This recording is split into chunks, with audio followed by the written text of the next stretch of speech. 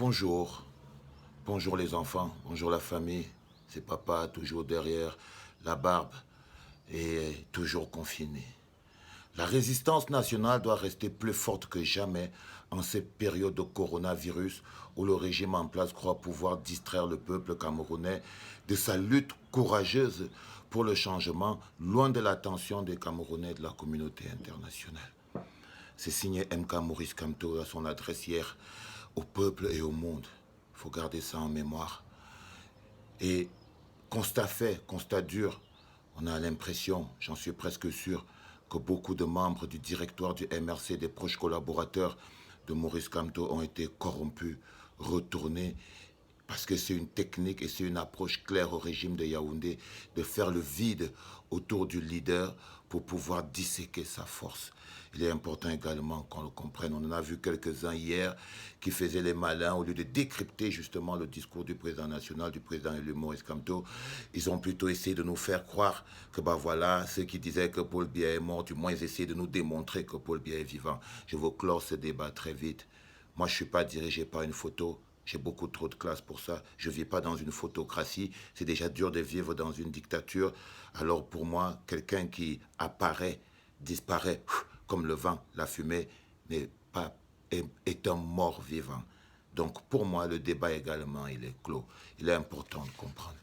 Je veux m'attarder également sur les combattants en cette période de brief. C'est-à-dire qu'aujourd'hui, on a l'important que, voilà, les résistants ne sont plus des combattants, les gars. Vous faites plus comme des combattants, il faut vous remettre en question. On a l'impression d'avoir face à nous des petites starlettes, vous voyez, des petites schizophrènes starlettes en quête de vues et de likes sur Internet, même au point de déstabiliser la posture de MK, président élu. C'est pas normal.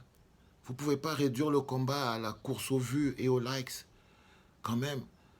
C'est important pour moi à vous le dire. Vous êtes d'aujourd'hui plus des stars à la quête des likes. On dirait des schizophrènes.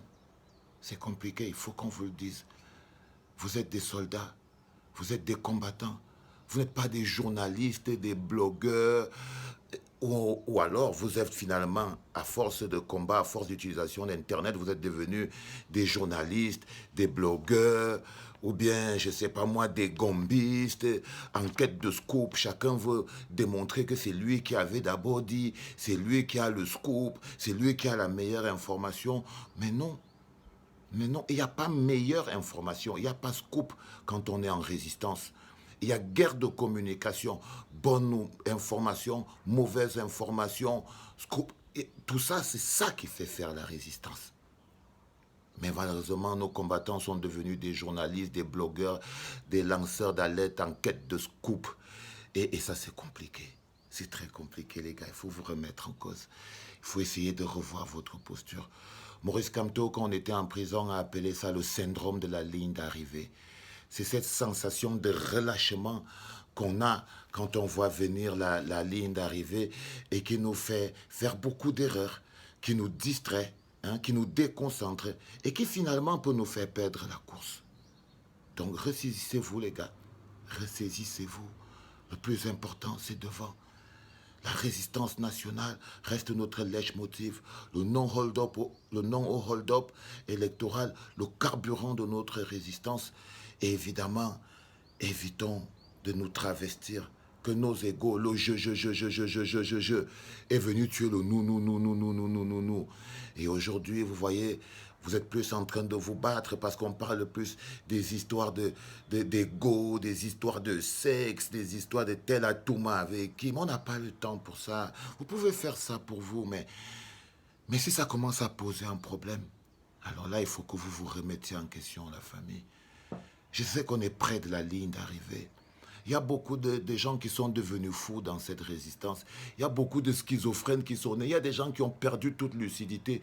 Il y en a même qui bientôt vont marcher sans caleçon et parler seuls dans la rue. Vous les voyez tous sur Internet. Beaucoup sont devenus débiles. Des mecs qui à la base étaient intelligents ont perdu tout sens de lucidité parce que c'est dangereux la révolution. La révolution bouffe des énergies. Ça transforme les hommes. Ça transforme les gens, ça nourrit les égos, ça fabrique des starlettes et des monstres. Si on ne fait pas attention, on finit par en être une victime. Il est important pour vous de le savoir. La question demeure lancinante. Qui dirige exactement le Cameroun? Je peux vous le répondre, c'est pas Paul Biya au moins. Bonne journée.